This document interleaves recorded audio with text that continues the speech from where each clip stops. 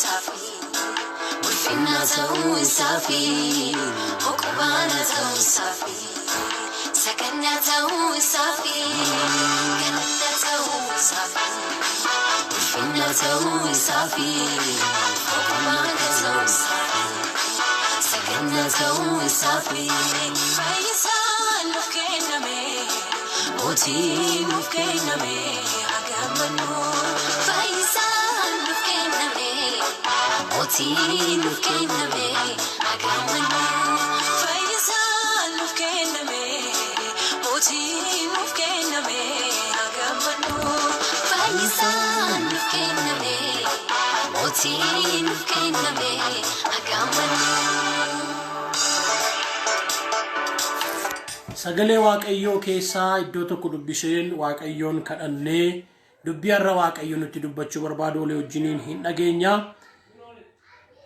Luqaas boqonnaa 2 lakkoofsa 8 kaasee isa jiru nam dubbisa. Tiksoonni tokko moo naannoo sana bakkeetti halkan darabee dammaqanii hoolota isaanii eegu turan.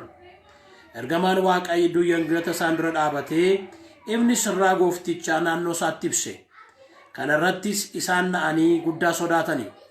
Ergamichis garuu hin sodaatinaa, kun ani misraachoo gammachuu isinittan himoo, kunis saba hundumaaf kan ta'udha. Arra mandaraa Daawititti fayyisaan dhalateera, inni immoo Kiristoos goofticha. Milikkinni isaa immoo kana mucaan wayyaan itti marame siree horii keessarra nyaaturra ciisaniin argitu isaaniin jedhee fayyisaan nuuf dhalateera. Yaa Waaqayyo abbaa keenya, abbaa gooftaa keenya Yesuus Kiristoos, galanniif ulfinni siif haa ta'u. Situ nu jiraachise, situ arraan nu ga'e. Situ lubbuu keenya, foon keenya, hafuura keenya ol keessatti eege. Maqaan kee haa eebbifamu. Yaa gooftaa, yeroo kanaa karaa peejii kanaa namoota sagalee kee dhaga'uu dhufan, karaa yuutuubii namoota sagalee kee dhaga'an kanatti ati dubbadhu. Anis isa kan keetiin dubbadhaa, hafuurri kee na gargaaru. Kanaan kan mormu humni hamaan haa rukutamu. Nu wajjin ta'i jalqabnee amma xumurrutti maqaa Yesuusiin ameen. Arra sagalee Waaqayyoo kan nuuni torban lamaan sadan tokkoof olii wajjin ilaallu. Arra mata duree haaraa tokko isiniif qabadhee dhufeera. Ayyaana dhalachuu gooftaa keenya Yesuus Kiristoos yeroo darbe akka addunyaatti ayyaaneffanneerra waanta ta'eef isa keessa deddeebi'uun nu barbaachisu. Waraphee korra waan jiru gidduu kana dubbachaa kan hin jiru. Mata duree lolatti jabaadhu waan jedhu irratti dubbii Waaqayyoo dubbadha. Lolatti jabaadhu, wallaansootti cimi. Arra immoo kan nu wajjin ilaallu, kan nu wajjin sagalee Waaqayyoo keessaa barannu waa'ee lolaati, waa'ee wallaansooti. Lola hafuuraa, wallaansoo amantii. Akkas jedha Ximootiyoos isa lammaffaa boqonnaa 4 lakkoobsa 6-8tti Phaawulos akkas jedha. Yeroo dhiigni koo akka dhibaattu dhibeeffamu dhiyaateera. Yeroon itti jireenya kanatti hiikamus ga'eera. Wallaansoo isa gaarii sana dhaabbadhee qabeera. Dorgommee raawwadheera. Amantiis eegeera. Wallaansoo amantii isa gaarii sana dhaabbadhee qabeera. Kana achi gonfoon qajeelummaa anaaf kaa'amee jira. Gooftichi abbaan firdiin inni qajeelaan guyyaa sanatti gonficha anaaf hin kenna. Ana duwwaaf utuu hin ta'in warra deebi'anii mul'anetti dhufuusaa jaallatan hundumaafis kanan godhaa jedheetu ergaa kanaa Phaawulos Ximootiyoosiif barreessa. Ximootiyoos mucaa hafuuraa isaatiiti. Mucaa hafuuraa isaatiiti. Mucaa hafuuraa guddifachaa jiru kanaa fuulduratti geggeessaa waldaa Maggaabii yookaan soortuu luba ta'uuf nama jiru kanaaniti akkas jedha. Yeroon itti jireenya kanatti hiikamu.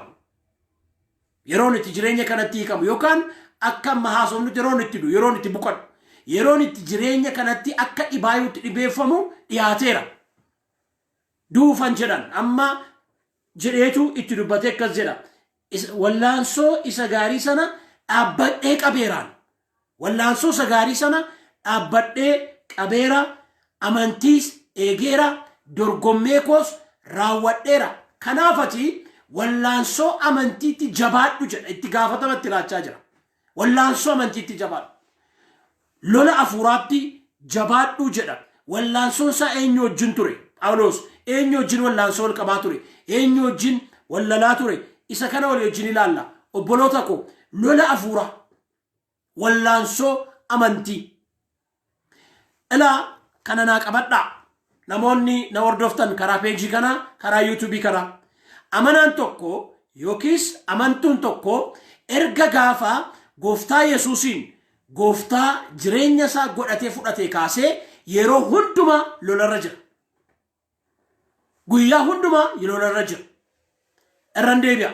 Namni tokko erga gaafa gooftaa jireenya isaa godhatee fudhatee kaasee amantuun tajaajilaas ta'uu danda'a. Hundumti keenya warri gooftaa qabnu gooftaa fudhanne yeroo hundumaa lolarra jira. Jireenyi kiristinnaa jireenya wallaansooti. Jireenyi kiristinnaa jireenya lolaati. Lolli keenya eenyu jiru jedhu bal'inaan itti deemne ilaalla. Yeroo hundumaa waltajjii lolaarra, dirree lolaarra, wallaansoorra akka jirru beekuu qabna, hubachuu qabna. Yeroo baay'ee isa kana daganna amantoonni. Isa kana daganna kiristaanonni. Isa kana daganna obboloonni lolarra akka jiru. Wallaansoorra akka jiru. yeroo tokko ergaan tokko sun dogoggorsa lolli sirraa dhaabata jedhama. Lolli nurraan dhaabatu bifa isaatu geeddarama malee. Akkaataa isaatu geeddarama malee kiristiyaana taanaan lolli yoomiyyuu nurraan dhaabatu. Jireenyi kiristinnaa jireenya lolaati. Jireenya wallaansooti. Jireenya qabsooti.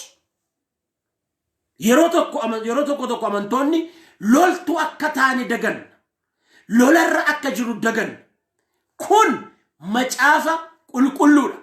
Obboleettii ko, obboleessa ko, erga gaafa gooftaa Yesuusiin gooftaa jireenya kee godhattee fudhattee kaaftee ati loltuu Kiristoos. An loltuu Kiristoos. Nuyi loltuu Kiristoos ኢየሱስን የኢየሱስ ወታደር ነን።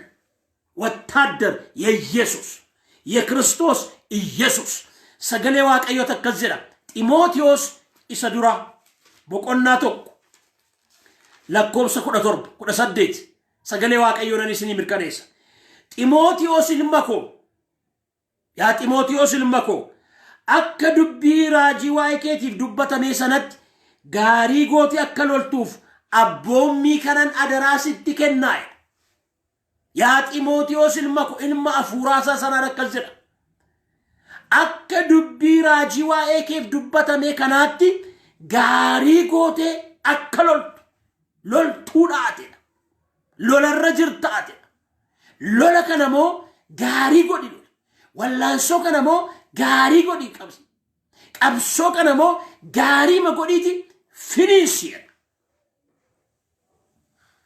ኢሰዱራ ጢሞቴዎስ በቆናጃ ለቆሰ ኩዳላም ቢፈ በርሲሳነን ቆፓይ ጃ ኩዳላም አከዘ ወላንሶ አመንቲ ኢሰ ጋሪ ሰነ ጀቤሲ ቀብ ወላንሶ አመንቲ ኢሰ ጋሪ ሰነ ጢሞቴዎስን አከዘደመስ ጀቤሲ ቀብ ጅሬኛ በራበራሳ ከኬከሰ ገልፈ ኢሳፍ ዋመምቴ ዱገት ባቱ ባየ ድረቲስ አመንቲ ከ በኤሰ ጎቴ ቤክሲፍቴታ ወላንሶ አመንቲ ኢሰ ጋሪ ሎላ አፉራ ኢሰ ጋሪ ከና በኤሰ ጎዲ ቀብ ሎሊ ሎሊ ወላንሶ አመንቲ ከና ሎላ አመንቲ ከና ሎላ አፉራ ከና በኤሰ ጎዲቲ ሎሊ ክርስቲያኒ ሎልቱት ኑይ ሎልቶታ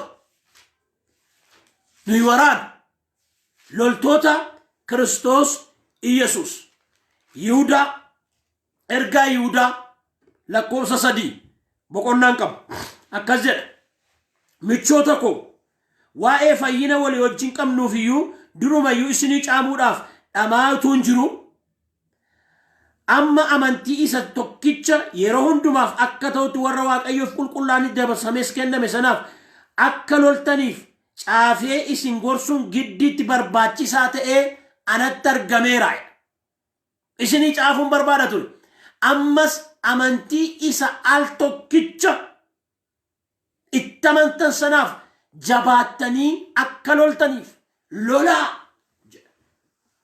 ሎላ ሎላ አፉራ ወላንሶ አመንቲ ክርስቲያኖኒ አመንቶኒ ሎልቶታ ኑይ ሎልቶታ ኑይ ወራን ሎልቱ ክርስቶስ ኢየሱስ ይደሉ መጫፈ ቁልቁሉ ተከዘ ከናፍ ሎሊ ዮም ኑራ አበተ ቤቱ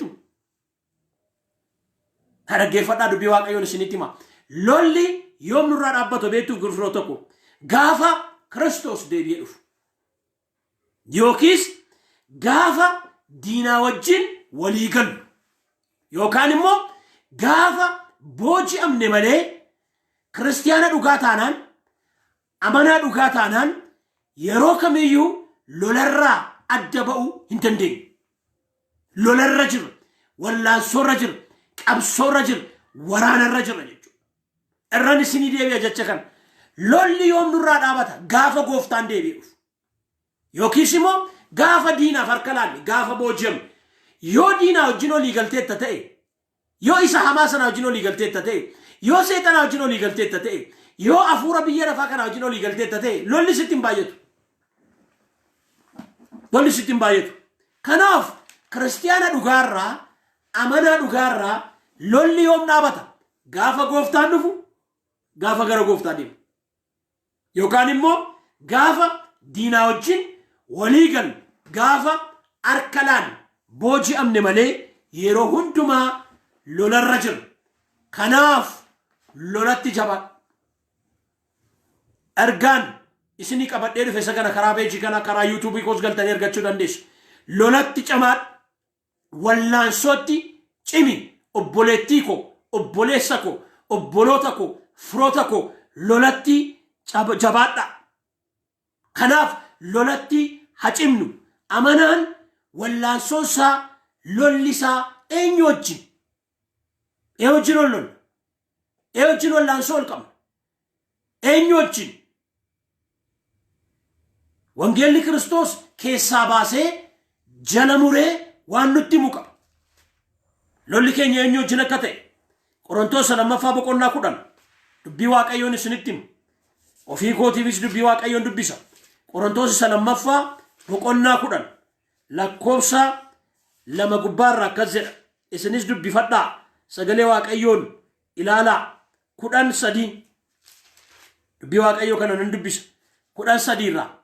Nama foonii yoo taane iyyuu akka yaada fooniitti nama lolla miti. Hello. Nama foonii yoo taane iyyuu akka yaada fooniitti nama lolla miti. Lolli keenya nama wajjin miti. Wallaansoon keenya nama wajjin miti. Waraanni keenya nama wajjin miti. Qabsoon keenya nama wajjin miti. Nama foonii yoo taane iyyuu akka yaada fooniitti nama lolla miti. Kun macaafa qulqulluudha. Kana jala murree beekuu qabna. Efesoon boqonnaa 6 lakkoofsa 12 irraas akkas jedha. Sagalee Waaqayyoo gooftaa maccaa. Nuyi namoota foon uffatanii wajjin wallaansoo wal qabna miti. Hello. Namoota foon uffatanii wajjin foon qabeessaa wajjin wallaansoo wal qabna miti. Lolli keenya eenyu wajjin akka taane adda baafannee beekuu qabna. Kana irratti waan isin yaadachiisee darbuu barbaada. Keessumaa bara kana keessa lolli keenya waliima keenya wajjin. Kiristiyaanonni, obboloonni, amantoonni, tajaajiltoonni waliima keenya wajjin ol lolla. Waliima keenya wajjin olitti buuna. Waliima keenya maqaa ol balleessina. Maqaa keenya ol lafafna. Waliima keenya ol nyaachaa olla. Wal cicciniinaa olla. Nuyi obbolaadha waliif. Nuyi waliif obbolaadha. Akkas jedhee bara keenya kana keessa wallaansoon keenya baay'eesaa waliima keenya wajjin. Waliima keenya wajjin. Kanaaf Phaawulos warra Galaatiyaatti yommuu dubbatu itu wal cicciniintanii akka wal hin finneef ol eeggadhaa. Wal cicciniinu amantoonni Galaatiyaa. Waliima isaanii wal cicciniinuu beektu darbanii wal bococoquu wal fixxuuti wal eeggadhaa. Walii keenya wajjin ol lolla miti. Nuyi kan oliiti. Ati kan kooti. Ani kan keeti. Waaqayyo waliif nu laata. Waliin lolla malee wal lolla miti. Waliin qabsoofna malee walirratti qabsoofna miti. Saba koo na dhagaa. Saba Waaqayyo na dhagaa. Ummata Waaqayyo na dhagaa. Waliin lolla malee wal lolla miti. Waliin falmina malee walitti falmina miti. Waliin qabsoofna malee walii keenya irratti deebinee amanaa taaneetu jirru, kiristiyaana taanee ituu jirru, ummata Waaqayyo taanee ituu jirru walii keenya lolla miti. Waa'ee walii keenyaaf, waa'ee namootaaf akkas jedha macaafni qulqulluun waa'ee walii keenya. Roomee boqonnaa 12 dubbii Waaqayyoo kana nan dubbisa. Roomaa boqonnaa 12 lakkoofsa 17 kaasee sagaleen kuni sagalee Waaqayyoo yeroo hundumaa namatti tola nan dubbisa. Roomaa boqonnaa 12 lakkoofsa 17 kaasee namni hamaa yoo isin irratti hojjete dubbii Waaqayyoo dhagaa. Deebiftanii hamaa irratti hin hojjetinaa. Waan fuula namaa hundumaa duratti fudhatamaa ta'e yaadatti qabadhaa. Nama hundumaa wajjin nagaatti jiraachuudhaaf karaa keessan wanta danda'amu hundumaa godhaa. Nama hundumaa wajjin nagaatti jiraachuudhaaf. Michoota koo ijaa baasuun dheekkamsi Waaqayyotti dhiisaa malee ofii keessanii ijaan baafatinaa. Caaffata qulqullaa keessatti waaqayyo gooftaan ijaa baasuun kan kooti. Ani hojii namaa mataa isaa irratti nan deebisa jedhee dubbateera. Iddoo tokkotti immoo diinni kee yoo beela'e nyaachisi, yoo dheebote obaasi, kana gochuu keetiin gaabbee akka inni yeella'u goota jedhee caafamee jira. Waan gaariidhaan isa hamaa mo'a malee hamaan simmo'in. Waa'ee namoota akkas jedha. Amma isiniif danda'ametti namoota hundumaa wajjin nagaatti jiraachuudhaaf karaa keessan wanta danda'amu hundumaa godha. Obbolootota wajjin maasii waaqayyo keessatti hidhata warra taane wajjin namaa wajjin nagaatti jiraachuudhaaf karaa keenya wanta danda'amu hundumaa gochuun akka nurra jiru nutti dubbata sagalee waaqayyo. Kanaaf lolli keenya walii keenya wajjin miti. Irra deebi'een jedha waliin lolla malee wal lolla miti. Waliin qabsoofna malee wal irratti qabsoofna miti. Waliin falmina malee achiis deebinee walitti falminee jireenya hafuuraa walitti amantii walitti wal dadhabsina miti. Yaada waaqayyo akeeka waaqayyo keessa wal baafna miti. Waaqayyo waliif nu kenna. Ati kan kooti, ani kan keeti, nuyi kan waliiti. Kiristoositti nuyi bu'aa dhagna waliiti. Kristos arki miilli iji gurri afaanni arki miilaan nama ani kan keeti, ati kan kooti. Waaqayyo siinaa kenna. Narraa loli, sirraan lola, narraa falma, sirraan falma. Egaan lolli keenya walii keenya wajjin miti erga ta'e wallaansoon keenya lolli keenya eenyu wajjin? Wajjin lola. Kiristiyaanni lolli isaa eenyu wajjin? Amanaan lolli isaa eenyu wajjin? Waraanni isaa qabsoon isaa eenyu wajjin? Isa kanati walii wajjin baranna. Torban dhuftumoo isa kana walii wajjin ilaalla. Eenyu wajjin wal lolla? Eenyu wajjin wallaansoo wal qabna? Isa kana moo torban dhuftuun isiniif qabadhee dhiyaadha. Waaqayyo nama torbaniin waa godhu. Kanaaf lolatti jabaadhu, wallaansootti cimi, qabsootti cimi, lola amantii, wallaansoo amantii, lola afuuraatti obboleessa koo obboleettii koo jabaadhu. Yeroo kana waan isiniif kadhadha. Laphee koorra kun guutee jira. Yeroo kana ani lolan qaba namni jettu waaqayyo nu dhagaa. Na dhagaa waaqayyo. Si dhagaa waaqayyo. Waaqayyo siifi sanaafis abbaadha. Waaqayyo abbaa buddeenii miti. Kadhadhaa isiniif hin kennamaan ni jedhe waaqayyo. Namoonni lolan qabattan isiniin kadhadha. Hallelujah. Keenya lolaan waaqa. Amen amen. Kee lolaan waaqa. Koo lolaan waaqa. እግዚአብሔር ተዋጊ ነው። ስሙም እግዚአብሔር ነው። ጅሬኛ ፉራ ኮቲፍ ጅሬኛ ፉራ ኮራ ሎላ ጅረ ነሞኒ ጀተን እንከዳን ሜከዳዳ ዋቀዮ ሎላ ከነ ስራ ጨብሳ ያ ዋቀዮቲ ጉዳል ያ ዋቀዮቲ ጀባል ያ ዋቀዮቲ አንጎ ቀቤስ ያ ዋቀዮቲ ሁንዱማኑል ሎላቲ ጀባዳ ወላንሶቲ ጭማ ኑንጀቴ የሮ ከነ ሲንከዳ ከዳዳ አሜን ጅራቲ ለፈጅርታኒ ላ የሮ ከነ ነምኒ ሎላ ማጅሩኩን መቃ ጎፍታ መቃ ኢየሱስ ክርስቶስን ሎሊ ራሃጨብ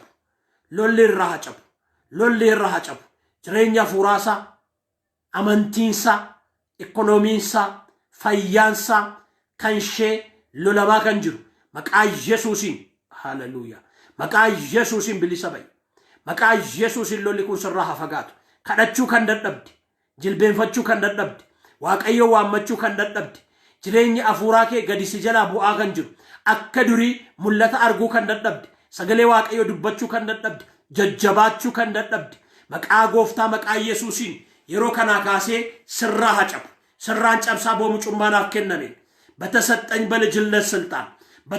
በልጅነት ስልጣን ሀቦሙ ጩማናፍ ከነሜ ስራ ሀዲገም ሁምኒ ሲሎሉኩ ሁምኒ ወላንሶ ሲቀብኩ ሜከረድ ሃሌሉያ ሜከረድ ነጀላ ቀበሜ ከንጅቱ ከረድ ዋቱ ነጀላ ቀበሜ ጅራ ነጀላ ኢትፈሜ ጅራ ሜከረድ ነርካ ገሉፍ የሙጀዱ ዴቢዬ ነርካባ ቀበደ የሙንጀዱ ዴቢዬ ነርካባ ከንጅቱ ሜከረድ ዋቀዮ ገልገለ ከነ ስራ ጨብሳ ዋቀዮ ገልገለ ከነ ስራ ጨብሳ ነው ከነ ስራ ጨብሳ ሃሌሉያ ዋቀዮ ብራ ዱሜሞ ዋቀዮ ብራ ጡሙረሜ ዋቀዮ ብራ ሲፍራወተሜ ዋቀይቺ በረሲና ዮካኒ afurri Danielin morme si morma kan jiru kana irratti si kana maqaa Yesuusin maqaa Yesuusin maqaa Yesuusin sibira raawwatamee fi yaa Waaqayyo sibira xumuramee fi yaa Waaqayyo harka namaan qabamee kan jiru maqaa Yesuusin kan gadhiifame haa ta'u harka diinaan jalaa qabamee kan jiru maqaa Yesuusin kan gadhiifame haa ta'u hallelujah harka namaan qabamee kan jiru jallootaan hamootaan namoota akka seexanaan jalaa qabamee kan jiru gooftaa sibiraa dhumee raawwatamee harka ishee keessa galuuf yommuu jedhu harka isaa keessa galuuf yommuu jedhu deebii harkaa kan ba'u karaa chaanaalii kanaa kan dhaggeeffachaa jiran karaa yaa Waaqayyo peejii kanaa YouTube irra galanii yaa Waaqayyo yeroo kana dhaggeeffachaa kadhachaa kan jiran maqaa gooftaa Yesuus Kiristoosiin irraa baaseera jabaad Waaqayyo kaasii baasa harkaasii baasa Waaqayyo harkaasii baasa Waaqayyo inni guyyaa 21 Daani'eel mormaa ture Waaqayyo cabseera la ergamaa si erga Waaqayyo yeroo kana maqaan isaa eebbifamu ergamaa si erga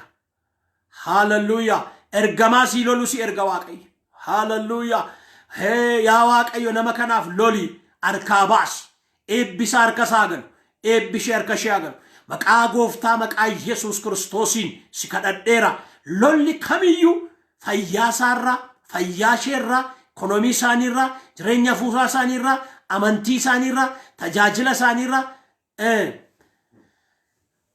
tajaajilaan lolamaa jirtu mee kadhadhu lafa jirtutti isiin kadhadhaa